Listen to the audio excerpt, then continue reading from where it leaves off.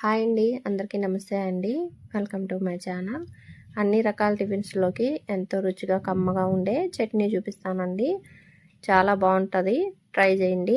చూడండి, స్టవ్ వెలిగించుకొని కడాయి పెట్టుకొని 1 టేబుల్ స్పూన్ ఆయిల్ వేసుకొని 1 పచ్చిమిర్చి వేసానండి. ఇది బాగా కొంచెం కారం ఎక్కువగా ఉంది కాబట్టి మీరు తీసుకునే మిరపకాయలు కారం తక్కువైతే 2-3 వేసుకోవచ్చు. ఇప్పుడు 1 టీ గ్లాస్ నిండా వేరుశనగపప్పు వేసుకొని కొంచెం దోరగా వేపుకొని 2 వెల్లుల్లిపాయలు కానీ వేసుకోవాలండి. ఇది కానీ కొంచెం సేపు వేగిన తర్వాత ఒక అల్లం ముక్క తీసుకొని తొక్క తీసేసుకొని నీట్గా కడిగి ఇలా 2 ముక్కలు కట్ చేసి వేసాను. అలాగే ఒక రెమ్మ కరివేపాకు, కొంచెం కొత్తిమీర ఆకు ఇవన్నీ కానీ వేసుకొని దోరగా వేపుకోండి. ఈ ఆకులన్నీ వేసుకోవటం వల్ల చట్నీ చాలా రుచిగా ఉంటుంది, ఆరోగ్యానికి కూడా చాలా మంచిదండి.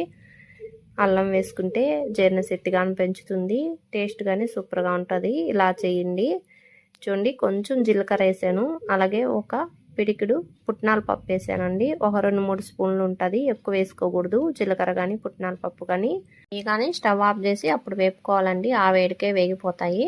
స్టవ్ ప్లేట్లో తీసి పెట్టుకొని ఇప్పుడు అదే కడాయిలోకి 1 స్పూన్ ఆయిల్ వేసుకొని ఒక మీడియం సైజు టమోటాని ఇలా చిన్న ముక్కలు కట్ చేసి వేసుకొని 1 నిమిషం ఇలాగ ఆయిల్లో వేపుకొని పైన ప్లేట్ పెట్టి టమోటాలు బాగా మెత్తబడేంత వరకు మగ్గించుకోవాలండి సిమ్లో పెట్టుకొని.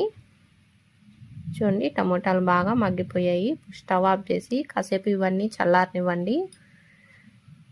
ఒక మిక్సీ జార్ తీసుకోండి, చిన్న సైజుది. ఇప్పుడు వేపుకున్నవన్నీ ఈ మిక్సీ జార్లో వేసుకోండి. ఇలా నీట్గా వేసేసుకొని ఇప్పుడు ఈ టమోటాలు కానీ వేసుకోవాలి. ఈ చట్నీకి రుచికి తగినంత సాల్ట్ వేసుకోండి. ఈ చట్నీలోకి కొంచెం వాటర్ కానీ పోసుకోండి, మరి గట్టిగా లేకుండా ఉంటుంది. అలా నీళ్ళు పోసుకొని పైన మూత పెట్టి ఇప్పుడు మెత్తగా మిక్సీ పట్టుకోండి.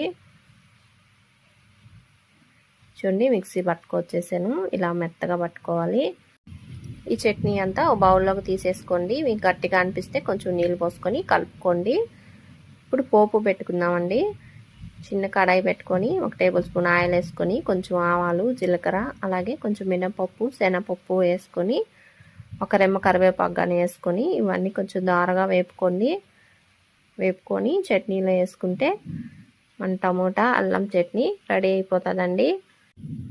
ఈ చట్నీ వేసుకొని ఇడ్లీ కానీ, దోశ కానీ, బోండా కానీ, వడ కానీ, అలాగే పప్పు పొంగల్లోకైనా దేంట్లోకైనా చాలా రుచిగా ఉంటుందండి. మీరు ఒకసారి ఇలా ట్రై చేసి మీకు ఎలాగొచ్చిందో కామెంట్ బాక్స్లో తెలియజేయండి ఫ్రెండ్స్.